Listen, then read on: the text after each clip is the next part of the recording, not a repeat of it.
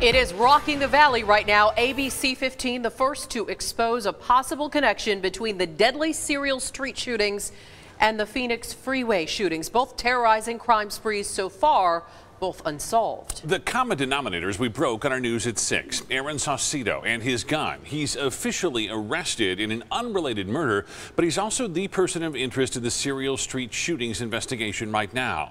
ABC 15's Christopher Sine joining us with the latest. And Chris, tracing the gun is key here in tonight's connection. It was the gun that led to Saucedo's arrest, and it was also part of the freeway shootings investigation. And the bombshell here? DPS had it, let it go, and Phoenix police picked it up. This is a list of the 8 9mm handguns DPS grabbed as part of its freeway shootings investigation. On the list, there's one firearm in particular DPS tested but did not analyze. We're the only ones with photos of it, and Phoenix PD says this is a murder weapon. So why didn't DPS analyze the gun? They did test fire all of the guns and started to analyze the bullet fragments, but that's when they came upon what they thought was a match, halting all further analysis. DPS returned some guns, including the one owned by Aaron Saucedo, to the pawn shop. This is around the same time we saw DPS arrest Leslie Merritt Jr. in the freeway shootings case. And here's where Phoenix police come in. They took in that gun, matched it to the unsolved 2015 murder leading to last week's arrest and questioning behind bars about the separate serial shootings. DPS tells me it's a coincidence, saying there's no link between Merritt and Saucedo for their ongoing freeway shooter case. That case remains unsolved. And Leslie Merritt, the man originally arrested, cleared of all charges after experts refuted the report linking his gun to the shootings. Christopher Sine, ABC 15, Arizona. Really important work, Christopher. Thank you. And again, the serial street shootings are also unsolved. Saucedo only considered a person of interest, someone who might know something. But new at 10, here's what's really uncanny. The timing on those pawn shop drop-offs. Both guns were pawned here at Mo Money Pawn Shop in Phoenix. Leslie Merritt Jr. pawned his high point 9mm on August 30th, 2015.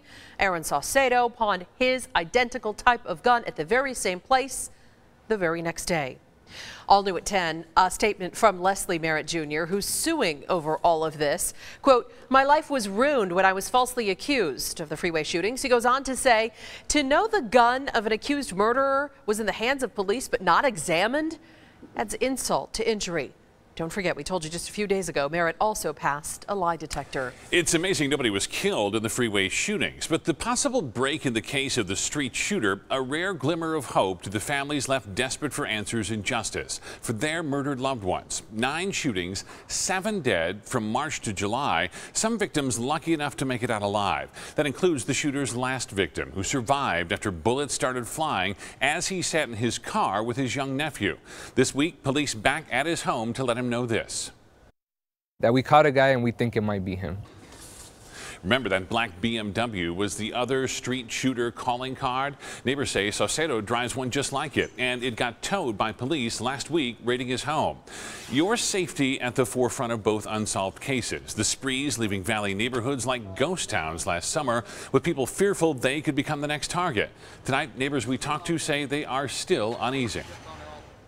Definitely crazy because not only he's killing victims, innocent people, but he's terrorizing the whole community in the freeways, then putting people in danger. Come on, man, we don't need that here in the world. So now this person of interest is off the streets. Do you feel a little bit safer? No, because if it's not this person, hopefully it is this person, unless they are absolutely 100% sure this is the person that has committed these crimes. Until this case is closed, I think it's going to be open, and people should still fear that the person could still be out there. From the former police chief to Phoenix's mayor, even the governor, we've made nearly a dozen calls tonight to the highest level to get their reaction on the development we broke tonight. So what's next in the case? Saucedo is expected to be back in court on Wednesday for the murder of his mom's boyfriend back in 2015. As for that $75,000 reward in the serial shootings case, For now, investigators say it still stands. You can count on ABC 15 to keep pushing on any breaking news in this case. Tune into ABC 15 mornings tomorrow and get alerts sent straight to your smartphone or tablet by downloading our mobile app.